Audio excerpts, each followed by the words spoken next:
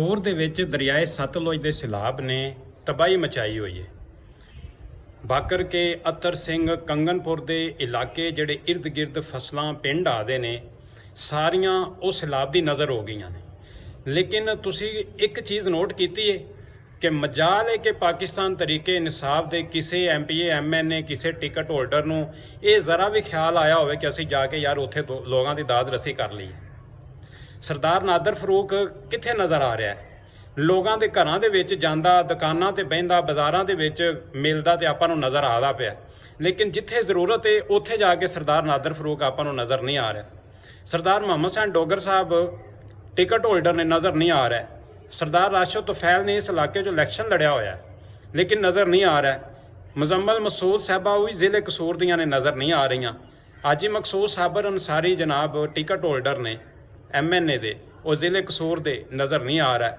Doctor ਅਜ਼ੀਮੁਦੀਨ Zahid Lakhvi ਸਾਹਿਬ ਜਨਾਬ MNA ਨੇ ਕੰਗਨਪੁਰ ਇਲਾਕੇ ਦੇ, ਲੇਕਿਨ ਡਾਕਟਰ ਸਾਹਿਬ ਸ਼ਾਇਦ ਇੱਥੇ ਮੌਜੂਦ ਨਹੀਂ ਹੈਗੇ, ਉਹਨਾਂ ਦਾ ਕਿਤੇ ਹੋਰ KPK 'ਚ ਕੈਂਪ ਲੱਗਾ ਹੋਇਆ। ਲੇਕਿਨ ਪਿੱਛੇ ਡਾਕਟਰ ਸਾਹਿਬ ਦਾ ਖਾਨਦਾਨ ਤੇ ਆਇਆ ਨਾ, ਸਾਰਾ ਪੜ੍ਹਿਆ ਲਿਖਿਆ ਖਾਨਦਾਨ ਹੈ, ਡਾਕਟਰ ਖਾਨਦਾਨ ਹੈ, ਇੱਥੇ ਵੀ ਕੈਂਪ ਦੀ ਜ਼ਰੂਰਤ ਹੈ। ਲੇਕਿਨ ਮਜਾਲ ਹੈ ਕਿ PTI ਦੇ ਕਿਸੇ MPA MNA ਨੂੰ ਜ਼ਰਾ ਇਹ ਖਿਆਲ ਆਇਆ ਹੋਵੇ ਕਿ ਅਸੀਂ ਜਾ ਕੇ ਯਾਰ ਉੱਥੇ ਲੋਕਾਂ ਦਾ ਹਾਲ ਵਾਲ ਪੁੱਛ ਲਈਏ, ਉਹਨਾਂ ਦੀ ਇਮਦਾਦ ਕਰ ਦਈਏ, ਉਹਨਾਂ ਦੀ ਦਾਦ ਰਸੀ ਕਰ ਦਈਏ। ਜਦੋਂ ਵੋਟ ਲੈਣੇ ਹੋਣ, ਜਦੋਂ ਇਲੈਕਸ਼ਨ ਕੰਪੇਨ ਚੱਲਦੀ ਪਈ ਹੋਵੇ ਤੇ ਜਨਾਬ ਪੰਫਲਟ ਲੋਕਾਂ ਦੇ ਘਰਾਂ ਦੇ ਵਿੱਚ ਪਹੁੰਚਾ ਰਹੇ ਨੇ, ਇੱਕ ਇੱਕ ਬੰਦੇ ਨੂੰ ਦੇ ਰਹੇ ਨੇ। ਬਾਜ਼ਾਰ ਗਲੀ ਮਹੱਲੇ ਦੇ ਵਿੱਚ ਜਾ ਕੇ ਇੱਕ ਇੱਕ ਘਰ ਜਾ ਕੇ ਜਨਾਬ ਟੀਮਾਂ ਬਣਾਈਆਂ ਨੇ, ਲੋਕਾਂ ਨੂੰ ਜਾ ਕੇ ਮਿਲਦੇ ਨੇ। ਤੇ ਹੁਣ ਜ਼ਰੂਰਤ ਹੈ ਤੇ ਹੁਣ ਜਨਾਬ ਪਤਾ ਨਹੀਂ ਕਿੱਥੇ ਬੈਠੇ ਹੋਏ ਨੇ।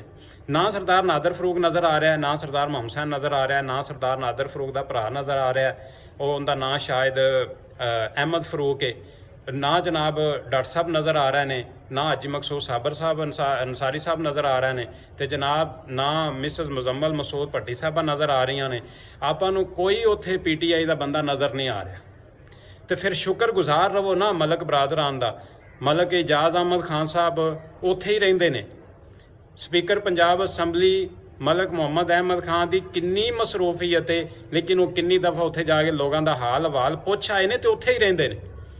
ਪੂਰੀ ਪੰਜਾਬ ਪੁਲਿਸ ਨੂੰ ਇਸ ਕੰਮ ਤੇ ਲਾਇਆ ਹੋਇਆ, ਬਕਾਇਦਾ ਤੌਰ ਤੇ ਪੁਲਿਸ ਮੌਜੂਦ ਹੀ ਉੱਥੇ ਰਹਿੰਦੀ ਹੈ ਲੋਕਾਂ ਦੀ ਹਿਫਾਜ਼ਤ ਵਾਸਤੇ। ਲੋਕ ਆਪਦੀ ਮਦਦ ਆਪ ਦੇ ਤਹਿਤ ਉੱਥੇ ਕੰਮ ਕਰਦੇ ਪਏ ਸੀ। ਮੈਂ ਜਾ ਕੇ ਵੇਖਿਆ ਤੇ ਉੱਥੇ ਆਪ ਪੈਸੇ ਦੇ ਕੇ ਬੰਦ ਬਣਵਾ ਦੇ ਪੈਸੇ, ਆਪਦੇ ਪੱਲੋਂ ਪੈਸੇ ਦੇ ਕੇ ਘਰਾਂ ਵਾਲਿਆਂ ਨੇ ਪੈਸੇ ਪਾਏ ਸੀ, ਜ਼ਮੀਨਾਂ ਵਾਲਿਆਂ ਨੇ।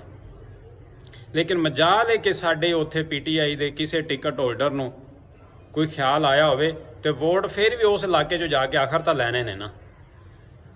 ਬਾਬਾ ਜੀ ਰਸ਼ੀਦ ਅਹਿਮਦ ਖਾਨ ਸਾਹਿਬ ਨਜ਼ਰ ਆ ਰਹੇ ਨੇ, ਮਲਕ ਮੁਹੰਮਦ ਅਹਿਮਦ ਖਾਨ ਸਾਹਿਬ ਨਜ਼ਰ ਆ ਰਹੇ ਨੇ, ਮਲਕ ਮੁਹੰਮਦ ਇਜਾਜ਼ ਅਹਿਮਦ ਖਾਨ ਸਾਹਿਬ ਨਜ਼ਰ ਆ ਰਹੇ ਨੇ, ਤੇ ਬਾਕੀ ਸਾਰੇ ਸ਼ਾਇਦ ਹੈ ਹੀ ਨਹੀਂ ਦੇ ਇੱਥੇ, ਸਾਰੇ ਆਪਦੇ ਘਰਾਂ ਦੇ ਵਿੱਚ ਛੁਪ ਕੇ ਬੈਠੇ ਹੋਏ ਨੇ। ਹੁਣ ਇੱਥੇ ਕੋਈ ਉਹ ਜਿਹਾ ਪ੍ਰੋਗਰਾਮ ਕਰਵਾ ਲਵੋ ਤੇ ਜਨਾਬ ਇਹ ਸਾਰੇ ਭੱਜੇ ਫਿਰਨ ਦੇ ਇਹ ਜੇ ਕੰਮਾਂ ਨੂੰ ਸ਼ੇਰ। ਲੇਕਿਨ ਜਨਾਬ ਜਿੱਥੇ ਜ਼ਰੂਰਤ ਹੈ, ਜਿੱਥੇ ਸਭ ਤੋਂ ਜ਼ਿਆਦਾ ਜ਼ਰੂਰਤ ਹੈ ਨਾ, ਉੱਥੇ ਕੋਈ ਨਜ਼ਰ ਨਹੀਂ ਆ ਰਿਹਾ। ਸਭ ਤੋਂ ਜ਼ਿਆਦਾ ਜ਼ਰੂਰਤ ਇਨਸਾਨੀਅਤ ਦੀ ਹੁੰਦੀ ਹੈ, ਉੱਥੇ ਜਨਾਬ ਕੋਈ ਨਜ਼ਰ ਨਹੀਂ ਆ ਰਿਹਾ। ਤੁਸੀਂ ਖੁਦ ਖਿਆਲ ਕਰ ਲਓ।